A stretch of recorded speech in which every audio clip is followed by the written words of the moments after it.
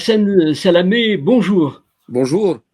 Vous êtes universitaire, vous multipliez les casquettes en réalité, ancien ministre, ancien des Nations Unies, comme émissaire des Nations Unies en Libye. Vous avez quitté il y a quelques mois vos responsabilités en tant qu'envoyé spécial des Nations Unies en Libye. D'abord, comment, avant d'aborder les questions liées à votre ancienne action, vous qui êtes un homme spécialiste des relations internationales, comment jugez-vous aujourd'hui ce qui se passe en Ukraine, dans cette région? Est-ce que pour vous, Poutine a été au cœur de ce qu'on appelle l'ivresse de la puissance? Nous sommes face à une crise sans précédent depuis 1945. Au moins pour trois raisons, pour beaucoup de raisons, mais au moins trois, je soulignerai trois. La première, c'est qu'il y a une alerte nucléaire. Ça n'arrive pas tous les jours. C'est arrivé une douzaine de fois depuis 1945 à propos de Cuba, de Berlin ou du Moyen-Orient, mais ça n'arrive pas tous les jours. Il y a une alerte nucléaire, ce qui est l'envoi d'un signal fort de la part de Moscou que c'est une affaire qui, comme l'a décrite Poutine il y a quelques années, une affaire existentielle pour la Russie. Ça, c'est un élément de trouble. Ça ne veut pas dire qu'il va y avoir une guerre nucléaire, je crois qu'il est très improbable, mais même si les risques d'une confrontation nucléaire sont très bas, il me donne une peur bleue parce que le nucléaire est d'une toute autre nature. La deuxième raison, c'est que c'est la chronique d'une tragédie annoncée. C'est-à-dire, Poutine a ramené des transports de troupes, des chars depuis la Sibérie lointaine. Cela a pris des semaines de préparation pendant lesquelles on pouvait éviter cette crise. Mais je crois que la majorité des gens pensaient que cette crise que l'invasion n'allait pas avoir lieu. Et ceux qui, comme les Américains, croyaient qu'elle pouvait avoir lieu, n'ont peut-être pas tout fait pour qu'elle n'ait pas lieu. Et la troisième raison, c'est ce que nous avons vu au cours de cette douzaine de jours depuis que la guerre a commencé. C'est une guerre qui est très coûteuse. Le gouvernement ukrainien a déjà estimé à plus de 10 milliards d'euros les destructions à l'infrastructure dans son pays. On a vu tous les images de Kharkiv hier, vraiment détruite. C'est Grozny, c'est Homs, c'est Alep, ce que vous voulez. Et en plus, des effets collatéraux sur l'économie mondiale qui vont jusqu'à nos pays, qui vont jusqu'à les importations de blé par des pays comme le Maghreb ou l'Égypte ou l'Afrique, avec une augmentation des prix des matières premières, du pétrole, du gaz, mais aussi du blé et d'autres matériaux qui vont affecter l'économie internationale pour longtemps, même si la guerre s'arrêtait aujourd'hui. Donc voilà trois bonnes raisons pour dire que c'est une crise qui, de surcroît, a lieu au cœur même de l'Europe, qui doit nous inquiéter au plus haut point. Donc il y aura un avant et un après, mais d'abord Poutine, il n'y a pas uniquement la Russie, il a une présence internationale, il est présent en Afrique, il est présent dans plusieurs pays. D'abord, comment voyez-vous que vous écriviez l'histoire avant qu'elle ne se déroule, comment voyez-vous les tendances lourdes qui vont sortir de cette crise? Vous savez, il y a des guerres dont personne ne sort vainqueur parce qu'elle aura coûté trop cher aux uns comme aux autres. Il y a déjà 2 millions de réfugiés ukrainiens dans les pays voisins, notamment en Pologne, mais dans une dizaine d'autres pays aussi. La Russie a déjà perdu beaucoup de chars, beaucoup de camions et surtout beaucoup d'hommes, des milliers d'hommes sur le terrain. Et donc, l'économie internationale a été affectée négativement pour longtemps. Il y a des usines dans des pays comme la France ou la Grande-Bretagne, etc., qui vont avoir de grosses difficultés à obtenir les matières premières qu'ils importaient d'Ukraine et surtout de Russie. Donc, il peut y avoir, à la fin de ce conflit, une situation où tout le monde aura perdu, où personne n'aura nécessairement gagné. Donc, à ce stade-là, je pense que le plus urgent est d'essayer d'écourter cette guerre et que la phase de mobilisation au profit des Ukrainiens, que la phase de tentation ou de tentative d'explication des intentions de Poutine et de Moscou doivent maintenant passer à l'arrière-plan. Et nous devons, maintenant que nous avons eu 10 ou 12 jours de combat extrêmement féroces, avec des villes qui sont déjà détruites dans une grande mesure, avec une capitale qui est déjà pratiquement encerclée, nous devons nous poser la question des conditions d'une sortie de crise. Je crois qu'on n'y a pas assez réfléchi. Je crois qu'il y a eu des propositions de droite et de gauche, mais cela dépend de deux éléments fondamentaux. Le premier, c'est jusqu'à quelle mesure on peut comprendre exactement ce qui est acceptable et ce qui n'est pas acceptable pour Poutine pour mettre fin à cette invasion.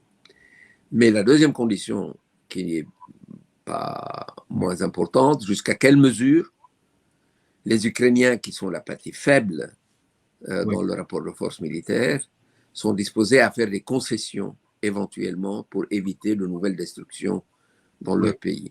Reste une troisième condition, jusqu'à quelle mesure l'Occident va-t-il jouer le rôle de la surenchère ou au contraire pousser des pays qui peuvent jouer le rôle de médiateur, comme la Chine, peut-être comme la Turquie, à jouer ce rôle. Ma préférence allant bien entendu pour l'organisation que j'ai servie pendant des années, à savoir les Nations Unies. Je pense qu'il y a un rôle là qui attend le secrétaire général des Nations Unies comme faiseur de paix et j'ai hâte de le voir jouer ce rôle. Je voudrais revenir sur un élément dans votre parcours. Vous étiez pendant près de 3 ans comme émissaire des Nations Unies en Libye. D'abord, vous partez avec quel sentiment aujourd'hui? Un sentiment de travail inachevé, un goût d'amertume. Qu'est-ce qui reste après ces près de 3 ans en fait, de gestion du dossier libyen? Le dossier libyen est un dossier que j'ai pris dans une situation extrêmement difficile, avec un pays divisé, avec un pays surarmé, plus de 20 millions de pièces d'armes qui existent dans le pays, avec un accord qui avait été signé à Skhirat à la fin de 2015, mais qui n'était pas reconnu par des acteurs importants dans le jeu libyen, et au contraire reconnu par d'autres. Donc, il y avait affaire. Je suis, je vous le dis très honnêtement, assez fier de tout ce que nous avons pu réaliser pendant ces 3 ans. Nous avons arrêté en décembre 2017 une attaque qui était sur le point d'arriver sur Tripoli. Nous avons réussi, quand l'attaque a eu lieu 1 an plus tard, en septembre 2008, à arrêter, après plusieurs semaines de combat à Tripoli, à travers les accords de Zawiya, les accords de cessez-le-feu et un retrait des troupes venues d'autres villes, notamment de Tarhouna et de Misrata, hors de Tripoli. Et surtout, nous avons, quand la grande guerre du 4 avril 2019 a commencé avec l'attaque des troupes du général Haftar contre Tripoli, nous avons réussi à réunir une réunion au sommet, auquel ont assisté des présidents qui ne s'étaient pas vus jusqu'ici, notamment les présidents Sisi et Erdogan, sans compter les chefs des autres pays qui comptent en Libye. Et nous avons sorti un plan d'action qui est toujours en cours d'exécution. Ce plan d'action a produit notamment quelque chose que je considère central, c'est-à-dire la commission militaire 5+5, qui continue de se réunir régulièrement à Sirte, qui a réussi à produire un cessez-le-feu en octobre 2020. Nous avons réussi à faire remarcher, après des mois d'arrêt, tous les puits de pétrole dont dispose la Libye. et de ramener une exportation de l'ordre de 1,3 à 1,4. Et nous avons lancé un processus politique qui a connu des monts et des vaux depuis, c'est-à-dire qu'il y a eu une vie un peu plus compliquée. Quant à moi, personnellement, j'ai dû quitter le terrain pour des raisons véritablement de santé. J'ai en fait dû subir 3 opérations successives dans un hôpital parisien au cours de l'année dernière. Mais l'équipe, et notamment celle qui était la vice-directrice de la mission, ont continué le travail, continuent le travail avec acharnement sur le terrain, et notamment sur le dossier politique, qui a bougé moins bien que le dossier militaire ou le dossier économique et pétrolier.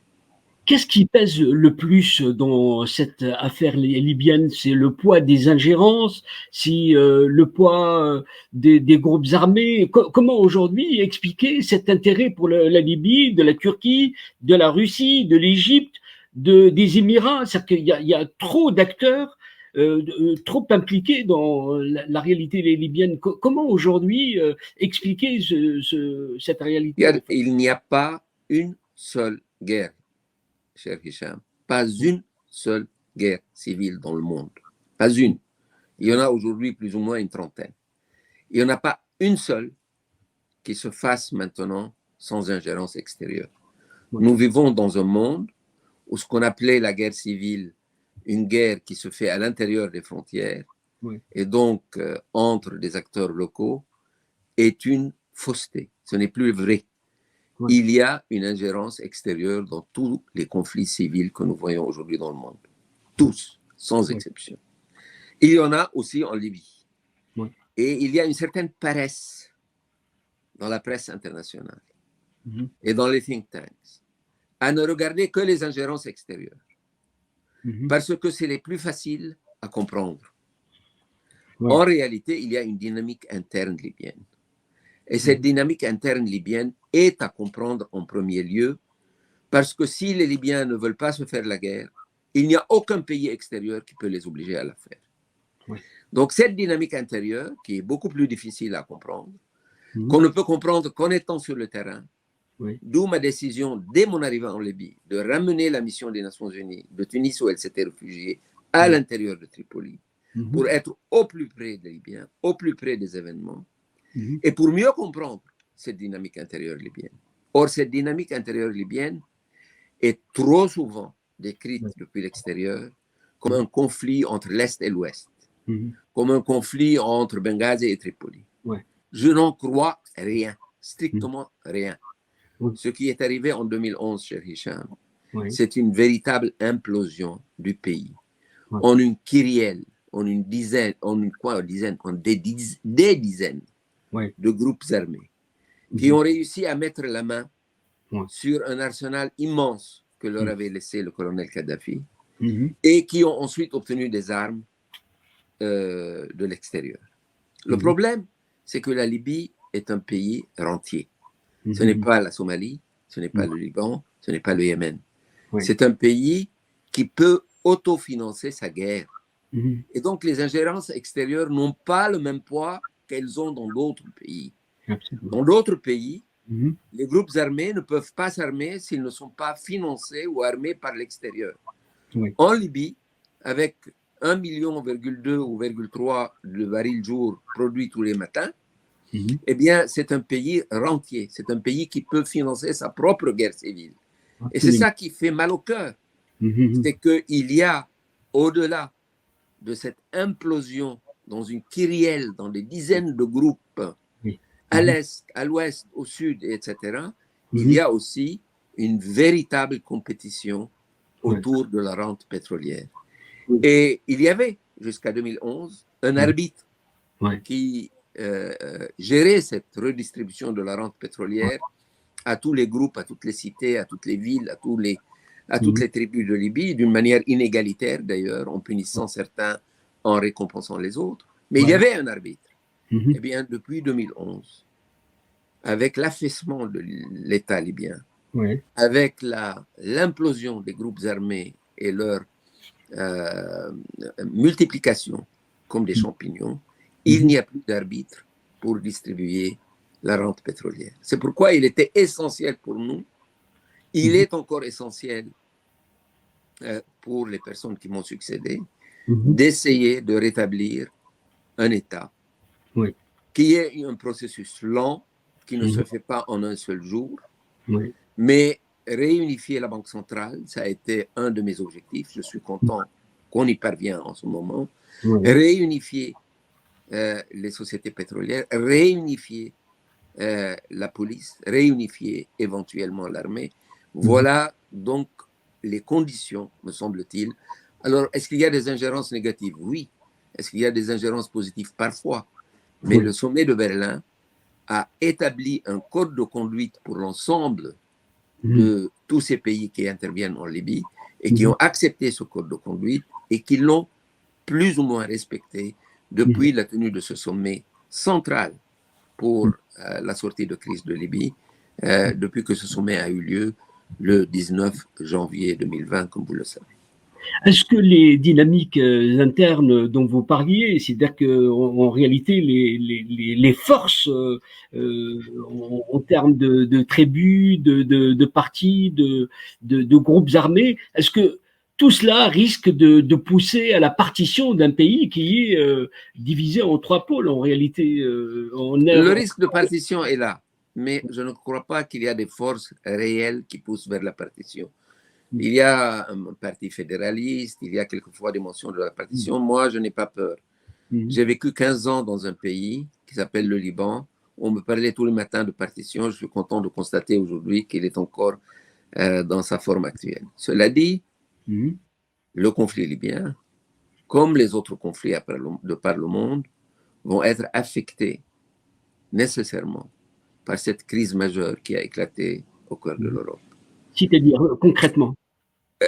Bien entendu, parce que la manière dont la Russie sort de ce conflit va impacter nécessairement le rôle mondial, c'est-à-dire au-delà de ses frontières, de son voisinage immédiat, qui va être le sien, que ce soit en Libye, mais aussi en République centrafricaine, au Mali et ailleurs. La manière dont la Russie sortira du conflit ukrainien va affecter son rôle à travers le monde. L'autre effet évident, c'est qu'il y a des pays qui vont être très occupés, qui étaient très pris par les affaires extérieures, comme la Libye et d'autres, qui vont être maintenant obligés de regarder chez eux pour régler des problèmes imminents chez eux, à Rome, à Berlin, à Paris, à Londres, qui sont des problèmes d'inflation, d'augmentation des prix des matières premières, de difficultés à avoir accès aux matières premières. Donc, il va y avoir nécessairement moins d'attention accordée par les autres pays à des conflits périphériques qui ont peut-être occupé un moment leur attention, mais qui l'occupent moins aujourd'hui. Cela vaut également pour la Turquie. La Turquie s'est investie en Libye, et d'ailleurs la Turquie, Turkish Airlines est la compagnie qui dessert le plus de capitale africaine. Donc la Turquie s'est investie sur l'ensemble de l'Afrique, et il n'y a pas de doute que la manière dont la Turquie se positionne après ce conflit ukrainien va affecter énormément, positivement ou négativement, cette expansion de son influence qu'on a perçue en Libye, en Somalie, en Djibouti et ailleurs sur le continent africain. On le voit, donc la Libye a des effets aussi sur ses voisins, et notamment dans le Sahel. Est-ce que vous qui étiez sur le terrain, est-ce que vous pourriez nous dire le poids de cet incubateur des djihadistes qu'est la Libye? Est-ce que ce poids est vraiment dans l'imaginaire ou une réalité concrète, et comment ça fonctionne? Nous avons tous intérêt, tous, sans exception, à ce qu'il y ait un État fort en Libye qui puisse mettre fin à des groupes terroristes qui ont pu s'y nicher, mais également à des phénomènes qui inquiètent beaucoup les Européens, comme l'immigration illégale, etc. Cela dit, je crois qu'on exagère énormément l'importance du drame libyen sur la situation dans le Sahel et l'Afrique occidentale. Il est facile de dire s'il n'y avait pas ce problème libyen, eh bien, ce serait la paix un peu partout. Je ne le crois pas. Si vous regardez les origines, par exemple, du mouvement de Boko Haram, il a très peu à voir avec ce qui s'est passé en Libye. Si vous regardez les intenses conflits internes dans la plupart des pays du Sahel, ils ont peu à voir avec la Libye. Cela dit, je ne veux pas dire qu'il n'y a pas des armes originaires de Libye qui ne se distribuent là. Mais penser la Libye comme un incubateur du djihadisme en Afrique, je ne suis pas d'accord. La Libye, en dépit de sa situation extrêmement difficile, a réussi à détruire entièrement le projet d'un État islamique à Sirte, en 2016, où Misrata a perdu plus de 700 de ses jeunes gens dans une bataille extrêmement difficile pour éradiquer un projet d'État islamique à Sirte. Et aujourd'hui, pendant que je vous parle, les États-Unis, la France et d'autres pays, avec l'autorisation des autorités libyennes, continuent des actions antiterroristes à l'intérieur même du territoire libyen. Donc, je ne suis pas d'accord avec cette idée un peu commune selon laquelle vous réglez le problème libyen et tous les problèmes de Sahel et de l'Afrique occidentale se résolvent d'eux-mêmes. Ce n'est pas vrai. Ce n'est pas vrai. Il n'y a pas de doute que nous avons intérêt à ce qu'un État fort s'installe en Libye, à ce qu'il surveille ses frontières, à ce qu'il continue la lutte antiterroriste qu'il a déjà engagée, avec succès, notamment à Sirte et ailleurs. Mais cela ne veut pas dire que la résolution du problème libyen va conduire automatiquement à la résolution du problème du djihadisme en Afrique. Je connais votre passion pour la réflexion, la conceptualisation, toutes ces réalités que vous avez vécues de l'intérieur. Est-ce que ça va servir à une trame de mémoire, d'analyse? On voit le printemps arabe, l'affaire libyenne et bien d'autres. Est-ce qu'aujourd'hui, vous avez un fil conducteur pour décrypter le monde et lui trouver un certain sens, en tout cas? J'avais commencé avant la guerre de Crimée, avant la guerre d'Ukraine. J'avais commencé à écrire précisément un livre sur ce que j'appelle la dérégulation de la force. Je pense que le monde allait vers une convergence de ces systèmes politiques et économiques à la fin de la guerre froide en 1989. Mais qu'un accident s'est produit en chemin. Et que plutôt que de miser sur cette convergence politique, économique, financière, il y a eu un courant, notamment aux États-Unis, qui a voulu au contraire tirer des avantages stratégiques de la fin de la guerre froide pour refaire le monde à sa façon. Oui. Et qu'au lieu d'aller vers la constitution de normes, d'organisation, de règles de conduite, nous sommes allés vers une dérégulation de la force. Comme il y a eu une dérégulation de l'économie, comme il y a eu une dérégulation du discours à travers l'épanouissement des médias sociaux, comme il y a eu une dérégulation de l'identité avec le triomphe du culturalisme et des idées comme le clash des civilisations, il y a eu une dérégulation de la force. Je date cette dérégulation de la force du jour où, contrairement à l'avis de ses alliés comme de ses adversaires, contrairement et en l'absence d'une résolution du Conseil de sécurité, les États-Unis ont décidé d'envahir l'Irak en mars 2003. Depuis, ils ont fait beaucoup d'émules. Beaucoup de pays ont compris que nous étions entrés dans une ère où la force était dérégulée, qu'on pouvait l'utiliser si on l'avait. Et qu'on n'avait pas à respecter ni le Conseil de sécurité, ni les normes internationales, ni la souveraineté des pays voisins. Qu'on pouvait envoyer ses propres troupes, qu'on pouvait envoyer des groupes de mercenaires, des groupes de mercenaires qui viennent de votre pays ou d'autres pays. Et ça, on l'a vu dans beaucoup de théâtres au cours des 15 dernières années. Donc, le fil conducteur de ma réflexion, c'est la dérégulation de la force qui a été entamée avec l'attaque américaine contre l'Irak non justifiées, non légitimées, non sanctionnées par le Conseil de sécurité, contre toute logique, pour lesquelles on n'a pas cessé de trouver des raisons oiseuses, l'une plus oiseuse que l'autre, et qui signaient le divorce avec un monde refait autour de normes et de règles, et l'arrivée de cette dérégulation de la force qui a commencé en Irak en 2003 et qui aujourd'hui atteint son apogée avec l'invasion russe de l'Ukraine. Parce que cette invasion de l'Irak en 2003, oui. et je suis allé l'observer de près puisque je travaillais pour les Nations Unies en Irak bien avant d'aller en Libye, oui. Cette invasion de l'Irak a fait des émules en Russie, a fait des émules en Chine, a fait des émules en Turquie, en Iran, dans beaucoup de pays. Il y a aussi la première des puissances mondiales, nature du droit international. Pourquoi les autres puissances doivent-elles respecter le droit, les normes?